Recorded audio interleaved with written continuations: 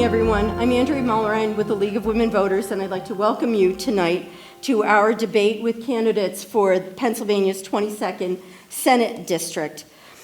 The League of Women Voters is a nonpartisan political organization, which means that we do not support or oppose any political party or candidate. Our mission is to promote political responsibility through the informed and active participation by citizens in their government. And we encourage you to join us, and membership information can be found in your program or online at lwv.org.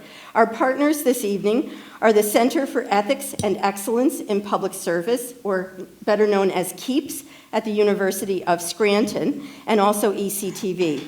CEEPS endeavors to promote the common good through programs that support the development of ethical and competent public officials and of civically knowledgeable, responsible, and engaged community members.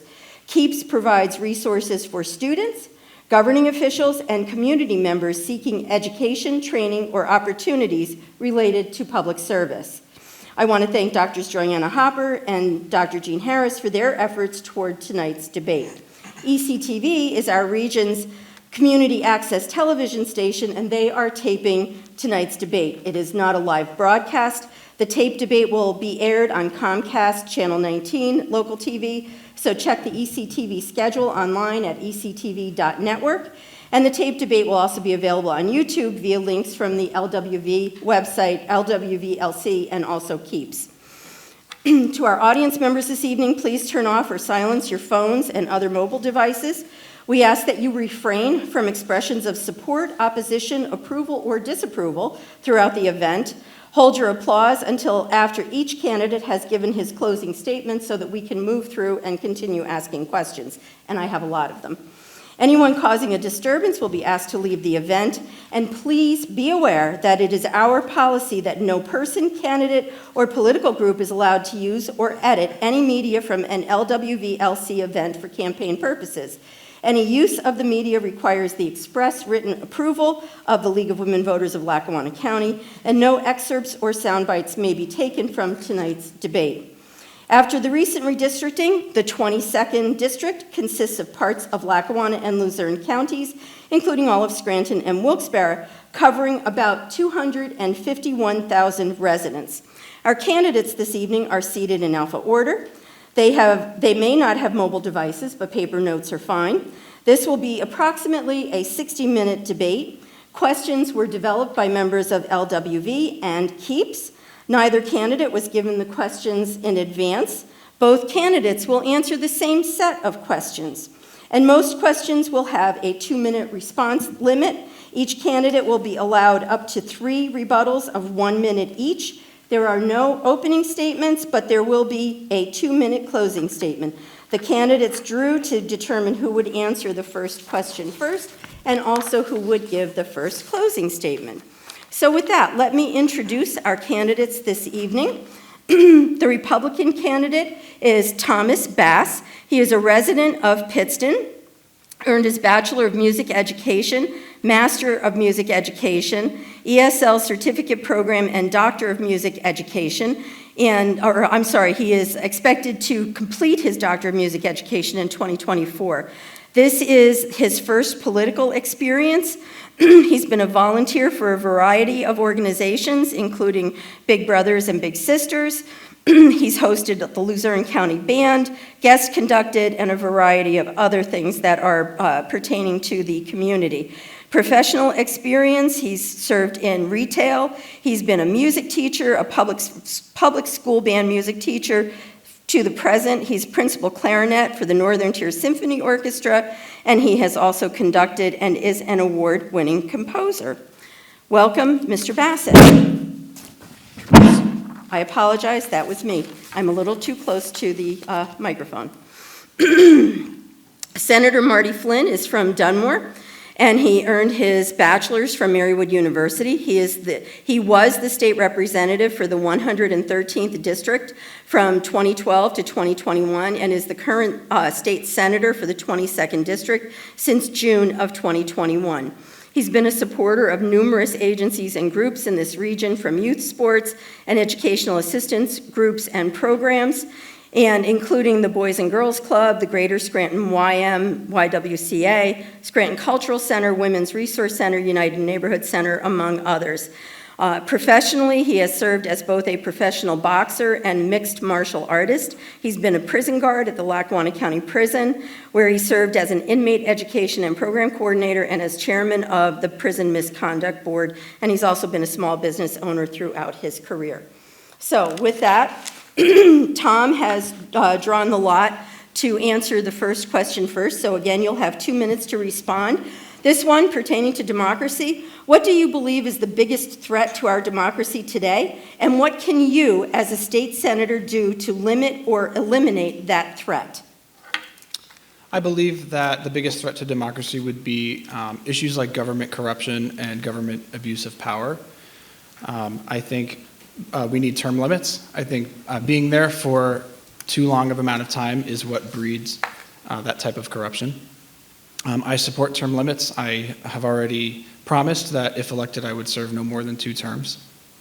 And I think that also campaign finance reform is also a threat to democracy. And the reason for that is because right now PACs are the ones that decide who gets the money, who we see on TV, who gets mail, all of those things. The voters don't decide that. So naturally, because of marketing, the voters gravitate to the person that they see, and that's not who they chose. So I believe that we need campaign finance reform to clean that up. So it's truly voters picking candidates and minimizing corruption through gifts and owing somebody a vote or owing somebody a favor because they gave you hundreds of thousands of dollars. Thank you. Marty, the question goes to you. Well, Andrew, I would say the 2 most threatening things to our democracy right now are voting rights and fascist candidates who believe in authoritarian rule and want to take control and make the United States a one-party system by controlling either state legislatures or even being a president that doesn't accept the results of an election. I think these are the 2 of the most dangerous things we have going on right now. But especially voting rights, Andrea, because everybody should have the right to vote. We should make it easier for people to vote, not harder. And that's what's going on in the United States, throughout the country, even in Pennsylvania, with bills in and out of the legislature, trying to take people's voting rights away. And you see that with absentee ballots. You see that with voting boxes. They don't want to see that. And, making access to the ballot box easier is the way to go.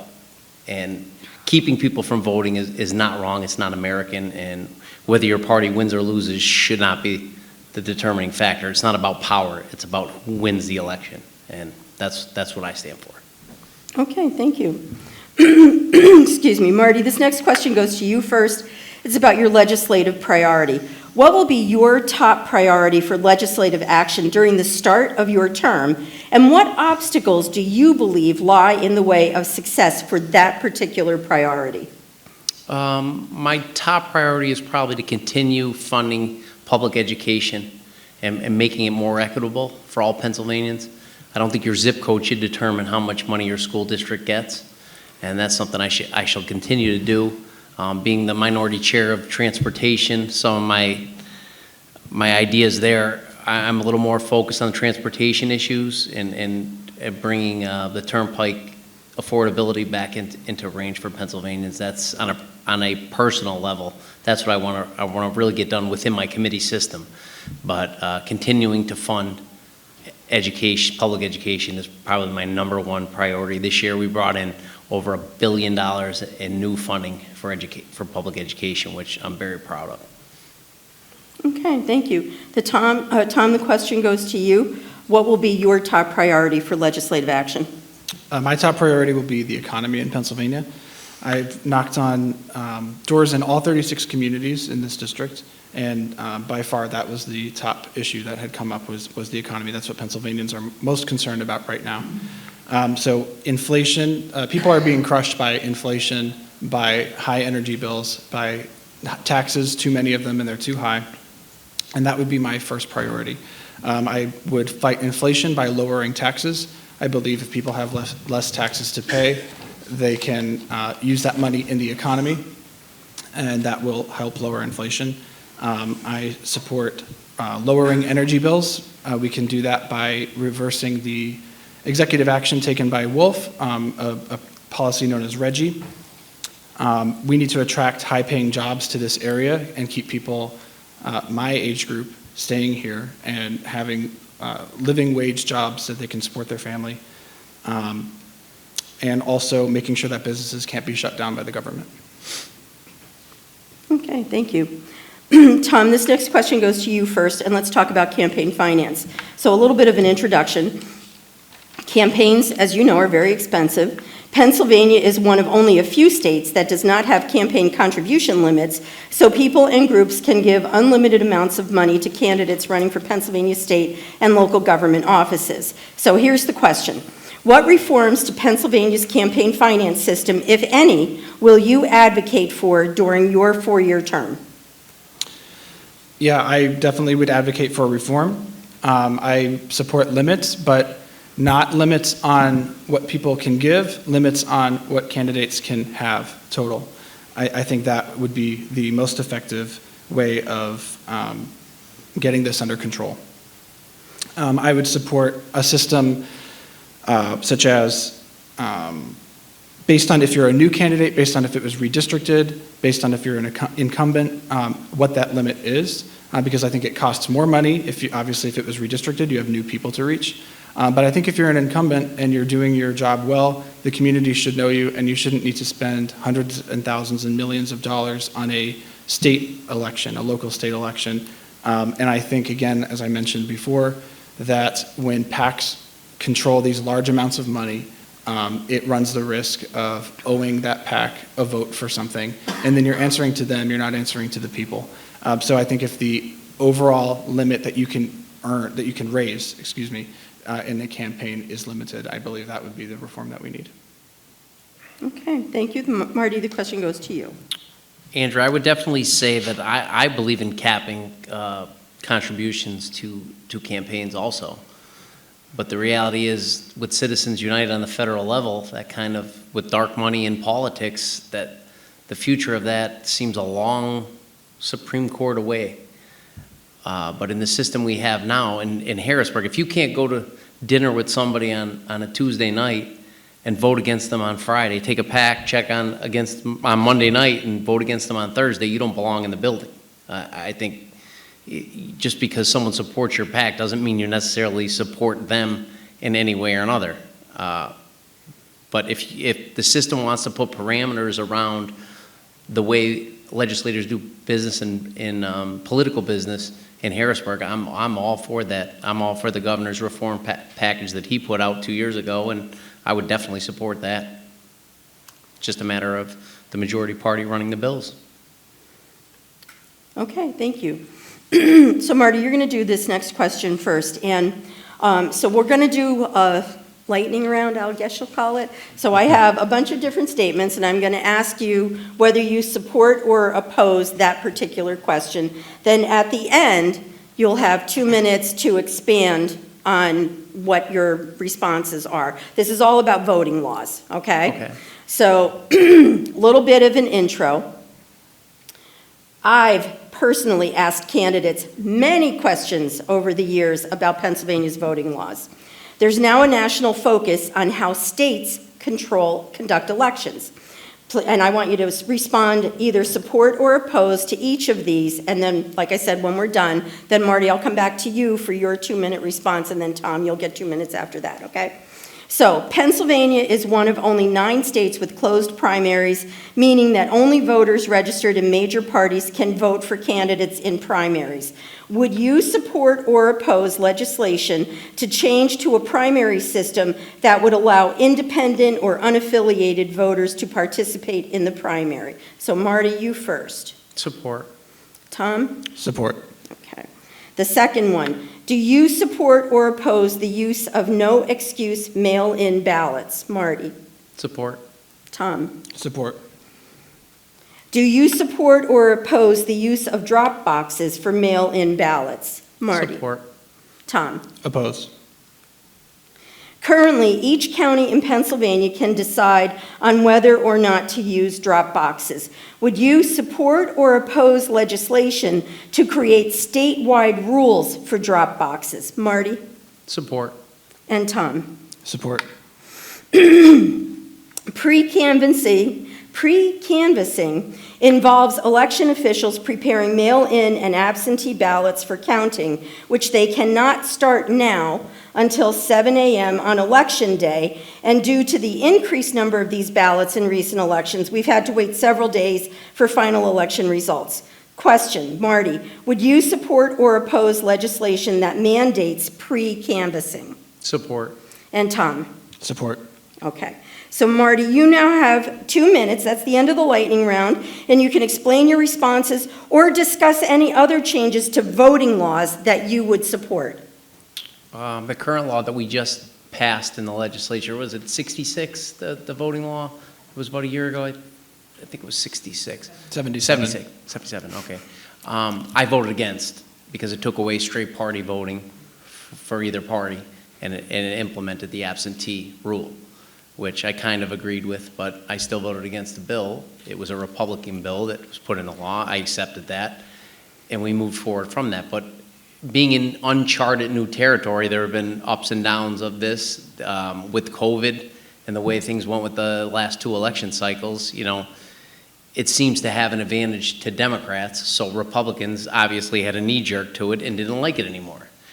But at the same time, I still support using it along parameters and passing the right legislation as long as it's nonpartisan and it doesn't make people not vote or make it harder for people to vote, especially the elderly and especially the minority communities. I definitely support any way we make it easier for people to vote.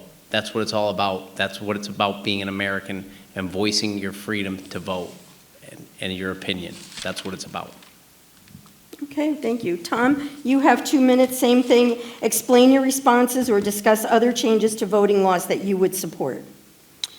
Yeah, the reason that I don't support drop boxes, I've heard a lot of constituents that also don't support those. There's a lot of concern about security, but also the Pennsylvania Constitution says that voting must be uniform. And right now, one, it must be prescribed by law, and it must be uniform. And the legislature has not prescribed drop boxes by law. That is not part of Act 77. And they're not uniform. Some use them, some don't. And so that I don't support them for that reason. I said that I would support statewide rules because then it would be following the law. Now, I wouldn't support implementing them, but if they were to be implemented, that is the way to do it, is through legislative action. With primaries, I do support a semi-open primary. I would support a system where Republicans and Democrats vote accordingly, but any other third party or independent would choose whether they wanted to vote in the primary, Republican or Democrat, and vote that way. I also would support access to the primary ballot for third party candidates. Okay, thank you. Tom, this next question goes to you first. Excuse me, and let's talk about education. In 2016, the fair funding formula was created and passed to ensure that every school district in Pennsylvania receives state funding based on student and community needs. However, today, 6 years later, only new money added to the education budget has been distributed through that equitable formula. So here's the question. What is your position on how the state's fair funding formula for education should be used to distribute educational grant money, and explain your rationale for your position? You have 2 minutes. I think a lot of it depends on the type of students that you have, whether they need special education services, other medical services, other supports, the socioeconomic status of the community. I think all of that is a good approach. It does cost more money to educate children that have exceptional needs, whatever end of the spectrum that is. I'm sorry, could you say the question one more time? I want to make sure I answer it. What is your position on how the state's fair funding formula for education should be used to distribute educational grant money, and explain your rationale? Yeah, I mean, that's the way that I think it should be used, for sure. Student-centered, not adult-centered. That is a big issue in education. We're always focused on adult problems, and we're never focused on student problems. So for sure, what do the students need? Yeah, what do they need? What resources, what physical materials do they need? That's what it should be based on. Okay, thank you. Marty, the question goes to you. Andrea, last year, for this fiscal year, we have $1.1 billion in level up funding to school districts that need the money. Your zip code should not determine how much money your school district gets. There's a direct correlation between who gets money and who doesn't in performance. The schools that have the minority population, that have the lower part of the socioeconomic ladder students are the ones who perform the worst. And that's because they don't get the money. It's simple. We need to fund our schools properly with the rising ESL, English as second language, student population. We look at Scranton alone, over 40 languages in the Scranton School District. Special education, rising. Charter schools that are not accounted for, their spending is not accounted for, free checks to them. I think we have to rein in our charter schools, and we have to keep the money in the classroom geared towards performance, especially in kindergarten through 8th grade, where, you know, a child's mind is molded by the time they're 12. So that's the most important time, I think, to reach children in the shaping of their lives and their trajectory in life. I think that's where we need to focus more education spending, and the governor has done that over the past 8 years, and I'm proud to have done that with him. Okay, thank you. Marty, this next question goes to you first, and this topic is on revenue.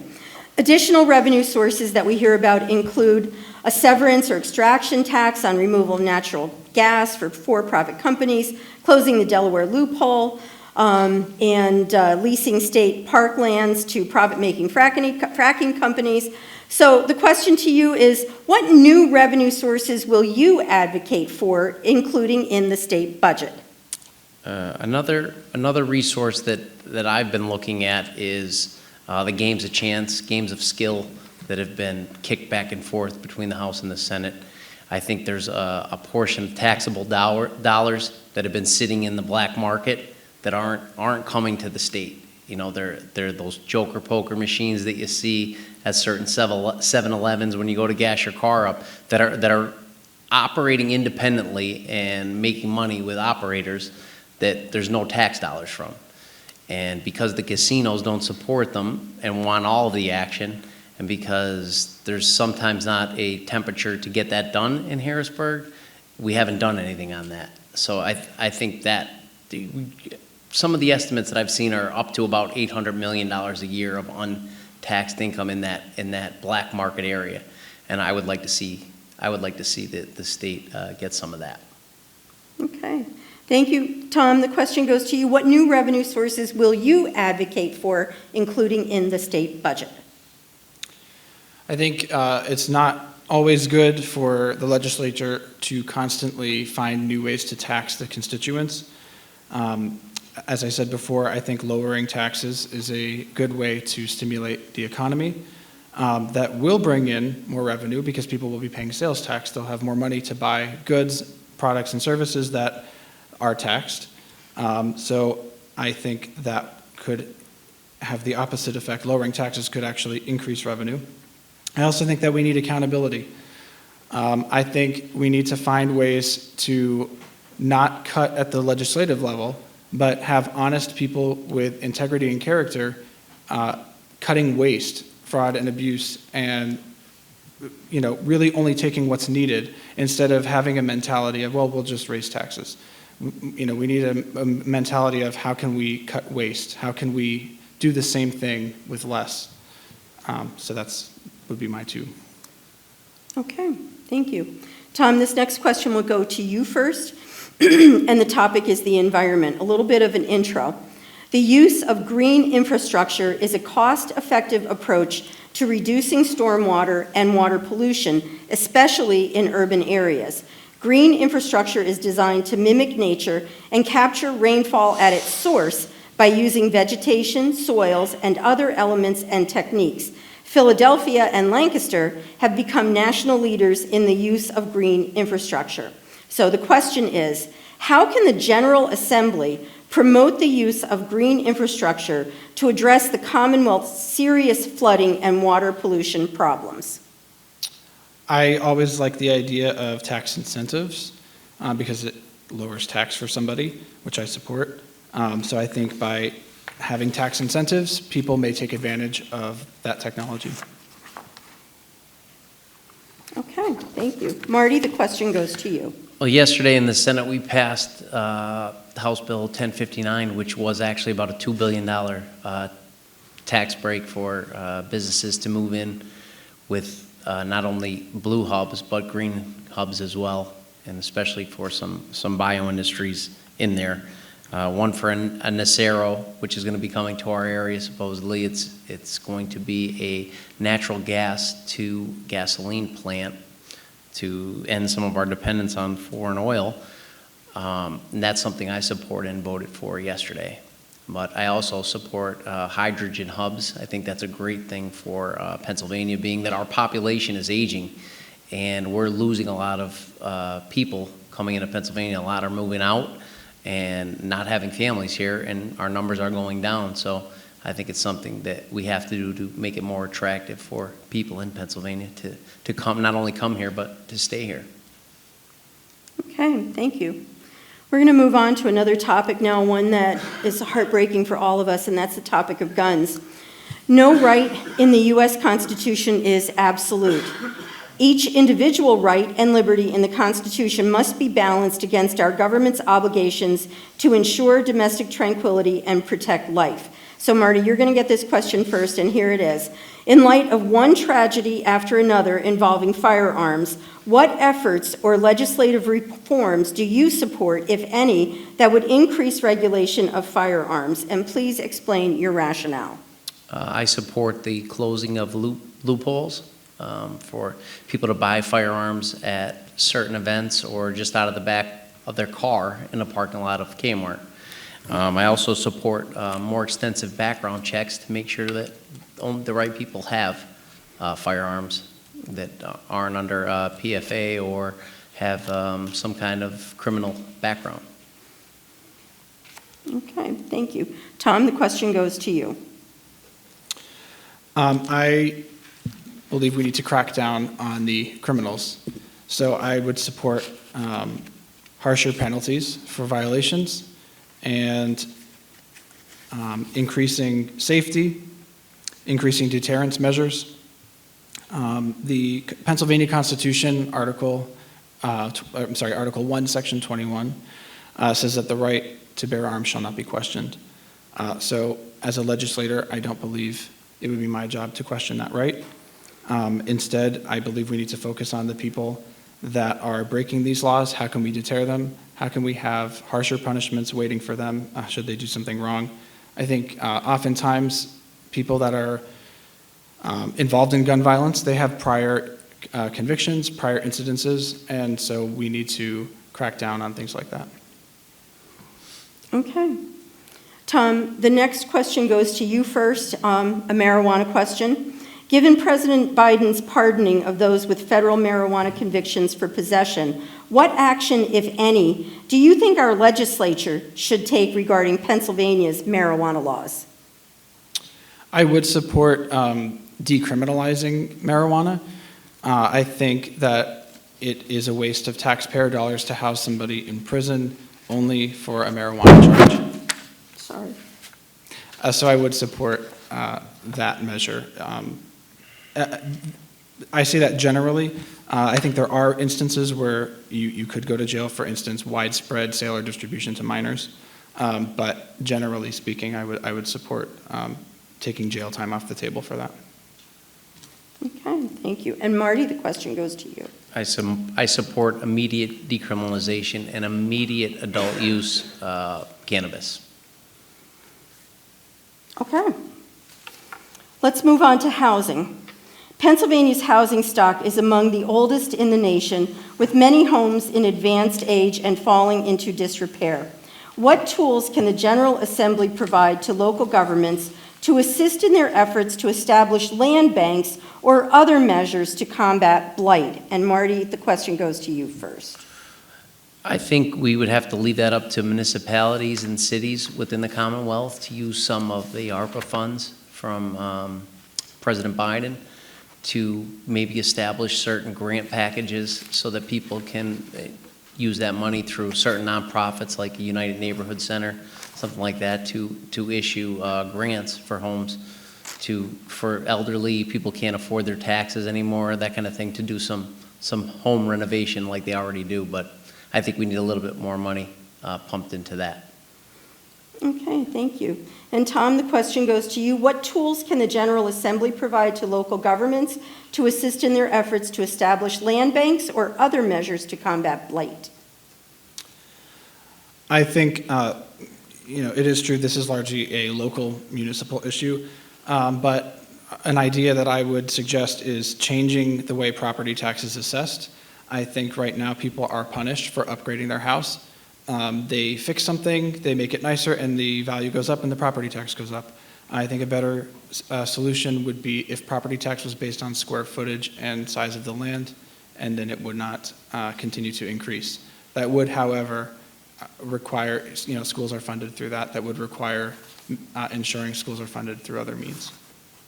Okay, Marty, you wanted a rebuttal. If we want to talk ideas, I think 100% homestead exemption for homeowners for each property that a person owns for one homestead, 100% refund on school and property taxes, full for one home. The cost is estimated between $6 and $8 billion a year, what it would cost to do that, and I think a slight raise of the sales tax or an income tax raise would get us there. To House Bill 76, which was a very popular bill to look at it in the front, was $16 billion, and that was all property taxes, including businesses. This would just be for each individual that has a single home, they would get 100% exemption. Okay, thank you. So, the next question, Tom, you're going to start this one, and it's another one of our lightning rounds. And this is, it's rather long, so I have a little bit of an intro for it, and then I'll ask you the questions, and then when I'm done, Tom, we'll come back to you for your 2 minutes, okay, and then go from there. So, this is about a specific constitutional amendment. In July of 2022, Senate Bill 106, a resolution with several proposed amendments to the state constitution was passed. Per requirements in the Pennsylvania Constitution, the next session of the General Assembly from January to August 2023 to 2024 must vote on the bill, on Senate Bill 106 again, and then if approved, the proposed amendment would be placed on a ballot for Pennsylvania voters to approve or reject. So just for everybody here, the constitutional amendment requires 2 votes in the General Assembly and then also to go on a ballot. So here's the question. I'm going to explain several constitutional changes proposed in this one bill, and I want you to respond whether you support or oppose each of this, and then we'll go back to the 2 minutes. So the first point is that it adds new language. This Constitution does not grant the right to taxpayer-funded abortion. So Tom, oppose or support? Support.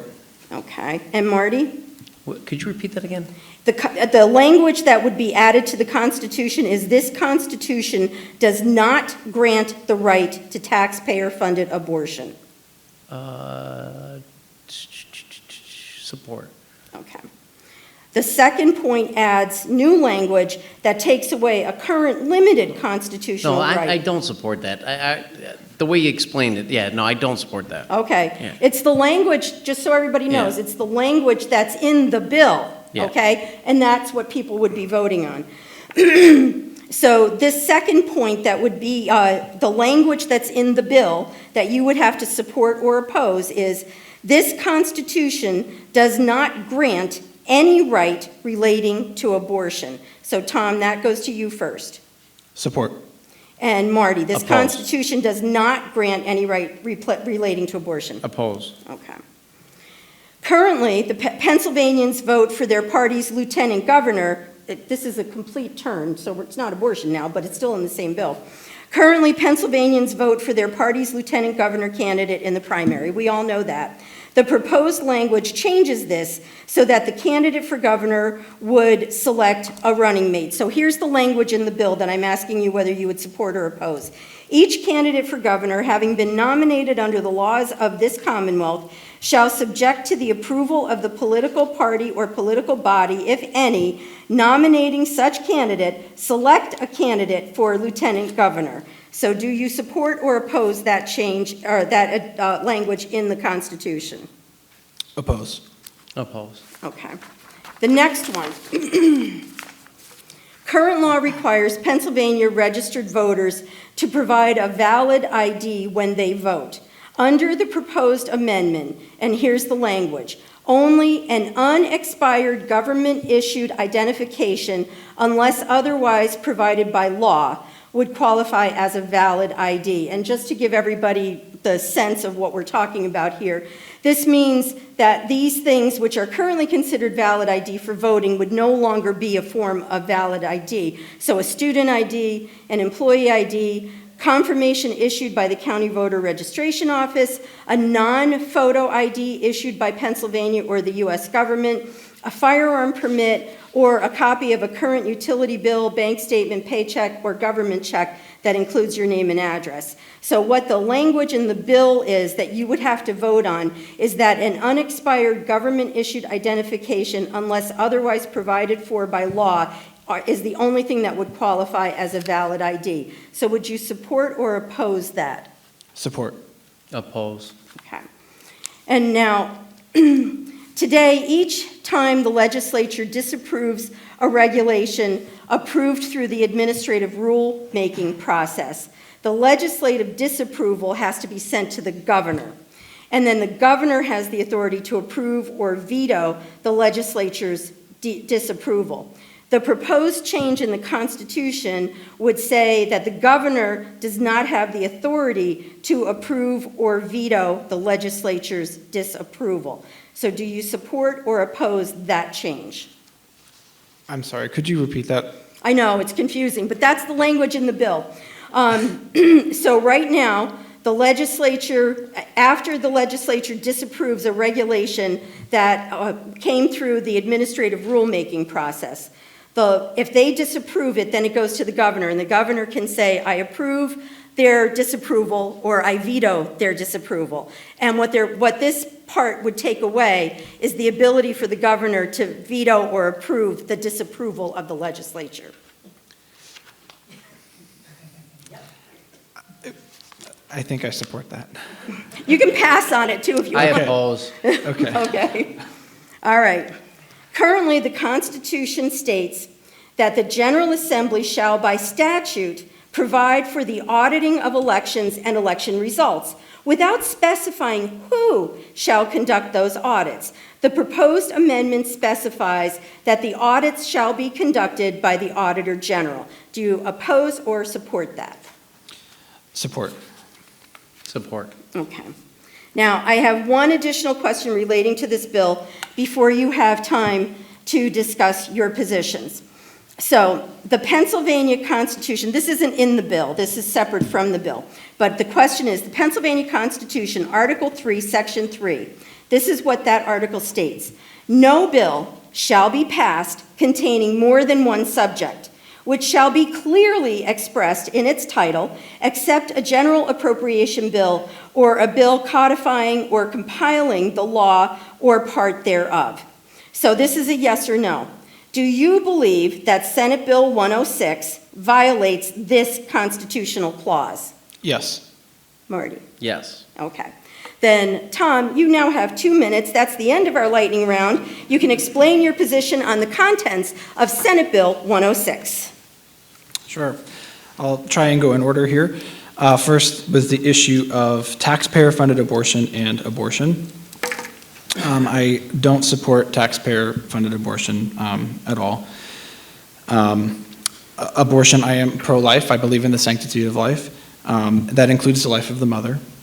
I would like to see better programs put in place for mothers. I would like to see paid maternity leave be implemented.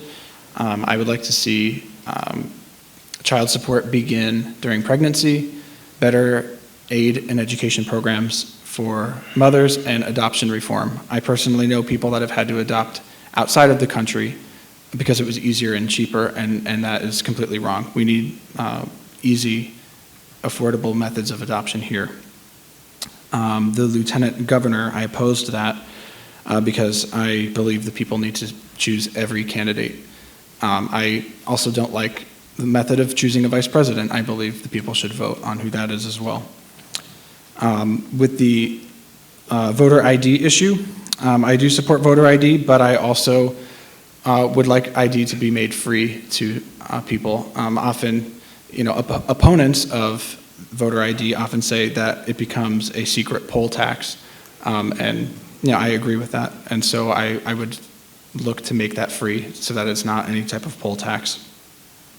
The veto power issue, if I understand it, it's that if the legislature by majority cancels an executive action, he can't nullify that. I believe that's my understanding of that. And I support that because the legislature and the governor, the executive branch, they're supposed to be separate. We have to have a balance of power. You can't have the governor making unilateral decisions and overriding then the check that we put in place. Okay, thank you. And Marty, then you have your 2 minutes to explain your position on the contents of Senate Bill 106. Everything in this bill, Andrea, is about control. It's about not being able to get past the governor. Our democratic republic is based on this. The legislature passes the bills, the House and the Senate. They send them to the governor.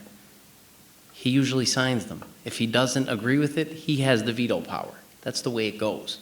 This is an end around, okay, because you don't like the outcome of what the governor that was elected in a free and a fair election was elected to do, to voice the majority of what Pennsylvania wants. And if he uses that veto pen, he has it for a reason, and it's by design. And I support that.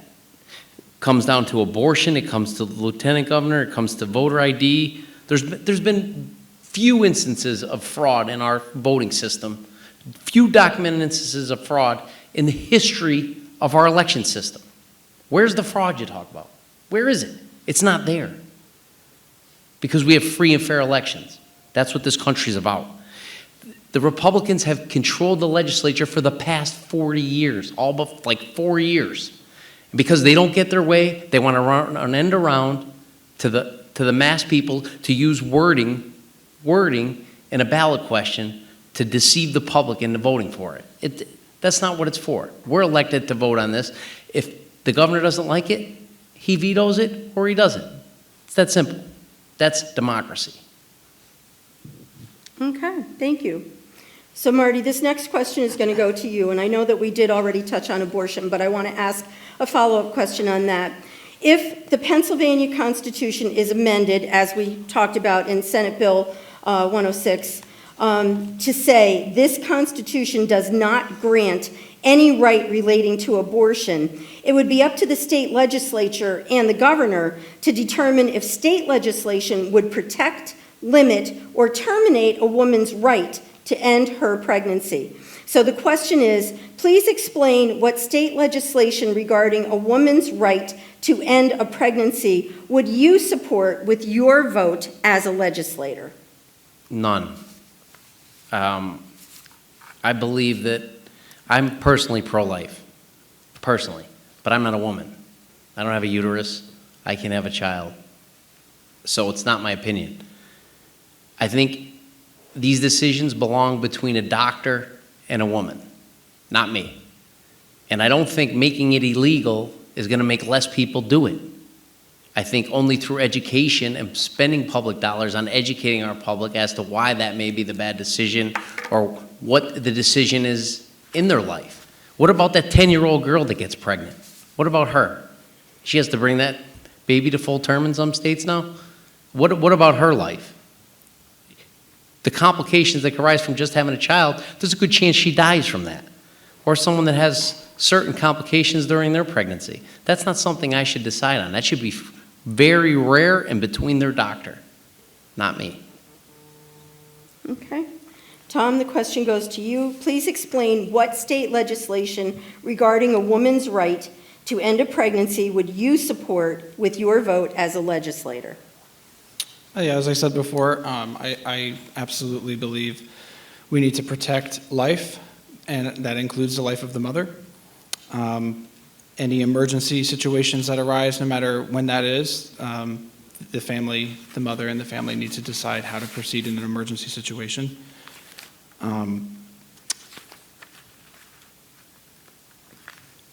That's what I support. All right. Well, I think I have time for another question before we have to move to closing statements. So let's talk about state and local government relations. State preemption laws establish state authority over local government authority in a particular area of regulation. And this is an explanation, and then I'll ask the question. For example, the Pennsylvania legislature has preempted municipal gun laws with the Pennsylvania Uniform Firearms Act, which says that municipalities cannot enact their own gun laws.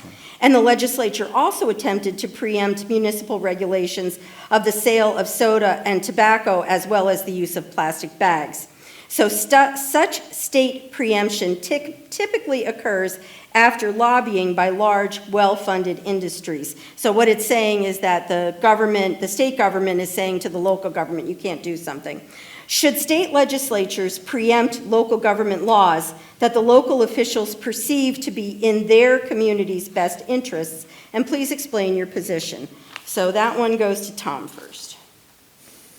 I think when it's an issue of the Pennsylvania or United States Constitution, that should preempt the local municipality. You mentioned gun laws. That is in both constitutions. So I think that local municipalities cannot usurp that. In the case of soda or tobacco, that is not in the Constitution. So I think that local municipalities can make their own laws that are addition or different than maybe what the state or the federal level is doing. Okay. Marty, the question to you. For once here, Andrea, I agree with Tom. I think there's a pecking order, especially when it comes to constitutional rights. It goes federal, state, then local. That's the way I believe it should be when it comes to something that's in the Constitution. Okay. I still have time. Let's talk about equal protection of the law. Pennsylvania's cash bail system has been studied and criticized for years. Criticisms include the fact that the amount of bail someone not yet convicted of a crime needs to pay to get out of jail varies widely by judge and location. In addition, across the state, the judges who set bail impose cash bail on black people more frequently and in higher amounts compared to white people. So please explain what, if anything, you would do as a legislator to address this situation. And this one goes to Marty first. I support bail reform. I do not think it's equitable. I don't think it's an equitable system. But at the same time, I don't think we should give violent offenders or certain high-risk potential criminals a way out on the streets when it comes to instances of murder or aggravated assault, things like that. In certain areas, I know in New York, there's an example of a boy who was, I think, accused of stealing. He actually didn't even steal something. He spent like 2 or 4 years in Rikers Island and ended up committing suicide because he had no way to bail just because of who he was in the socioeconomics of things. So I do see a need for reform, but especially in our big cities right now, we have to be very careful with the way we do this. Okay, thank you. Tom, the question goes to you. I also would support reform. This is an issue that I'm still studying. I don't know exactly how bail is set. My understanding is it's just between the lawyer and the judge. Speaking from my experience as a teacher in administration, when a student misbehaves, they have what they refer to as a discipline matrix. And when you follow that, things are usually pretty good and fair.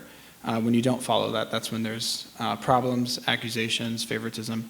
So I think having some type of bail matrix where it's sort of predetermined why you would get assigned something, and they have to follow that. I think that would eliminate some inequity. Okay, thank you.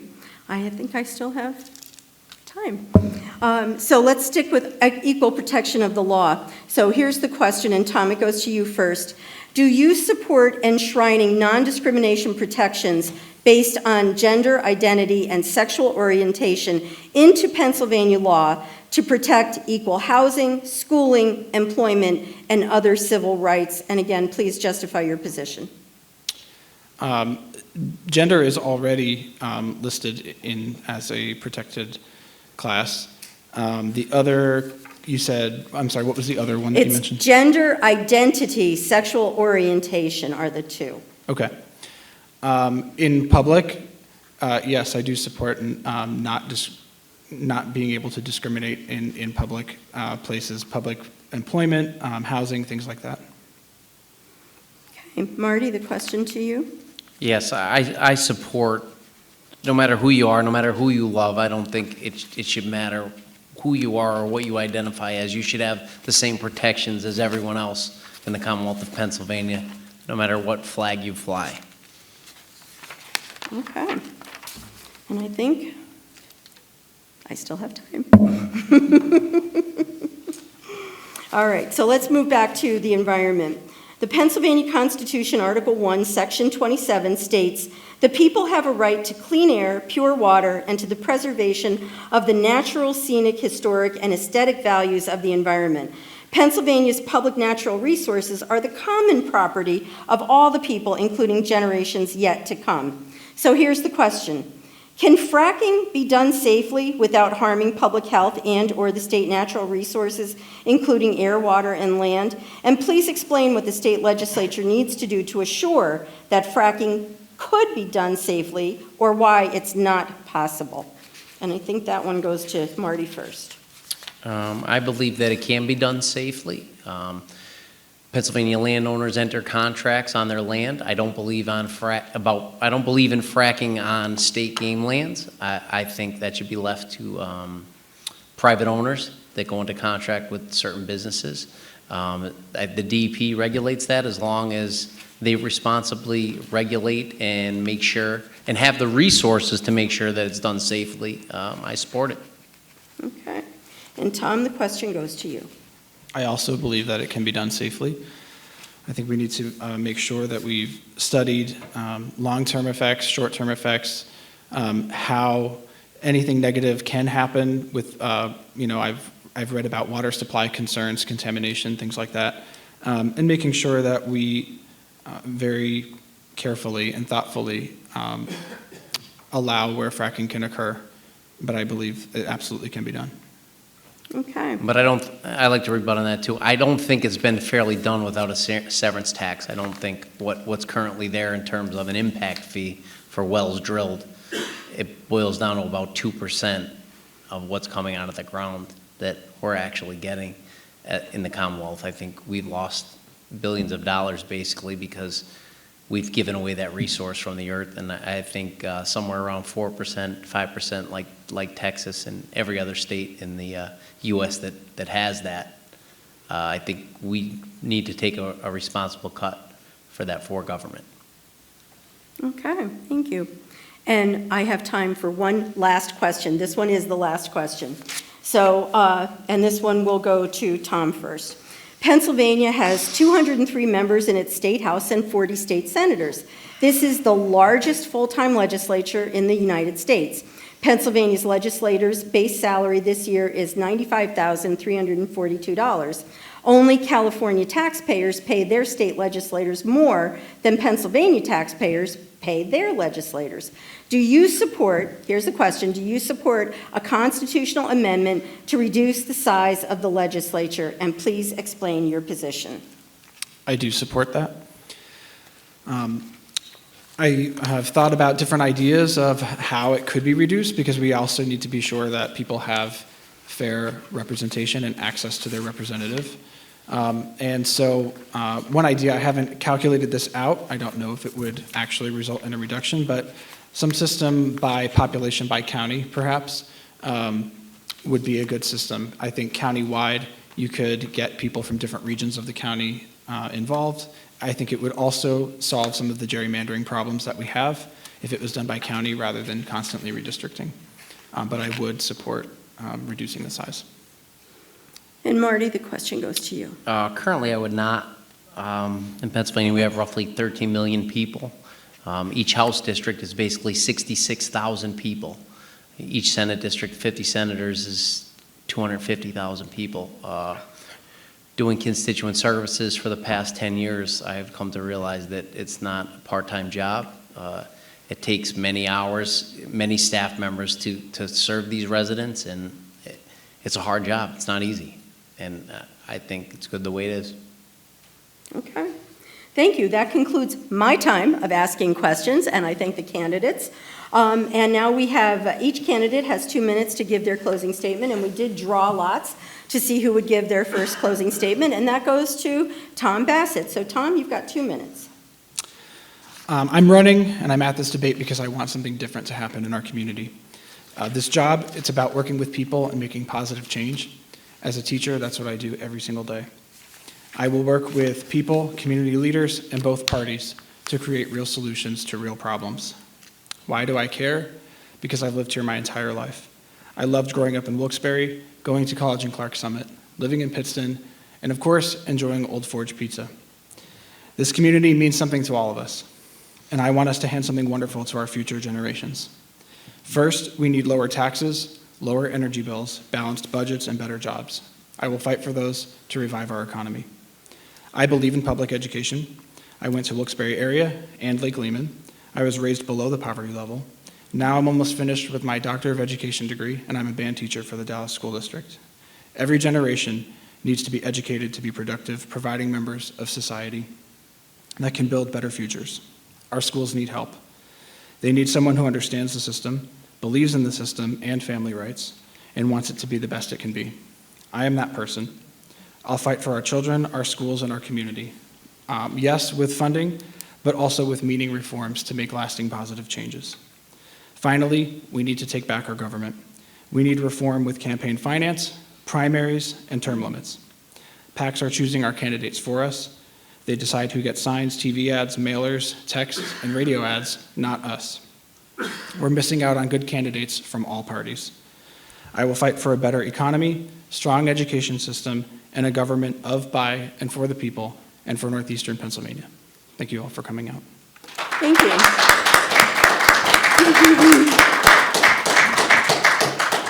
And now we turn to Senator Marty Flynn for your 2-minute closing statement. I'm excited to be here, and I thank you again, Andrea, and League of Women Voters, for having me here tonight. This is a great debate. To my opponent, thank you for coming. It's been an honor, a complete honor, to serve the people of the 22nd District, not only presently, but for the past year, and to serve in the 113th as the state representative since 2013. It truly has been an honor. I love fighting for the people of my area. I'll continue to fight for public education and working class people. I too, like my opponent, grew up under the poverty line, and my parents struggled to put me through school since I was a child. I love this area. I love the people of this area, and it's truly been an honor to fight for you every day, not only in this district, but in Harrisburg, to bring resources back, to make this a better place to live in, and to make people want to come here. And I expressly, humbly ask you for your support, and hope you think I'm doing a good job and can support me in the future. And I just want to thank you again for having me.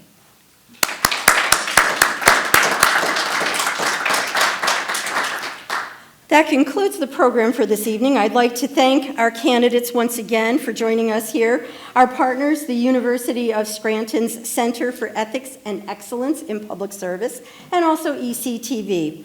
Remember, the last day to apply for a mail-in ballot is November 1st. The deadline to return your voted absentee or mail-in ballot is 8 p.m. on November 8th.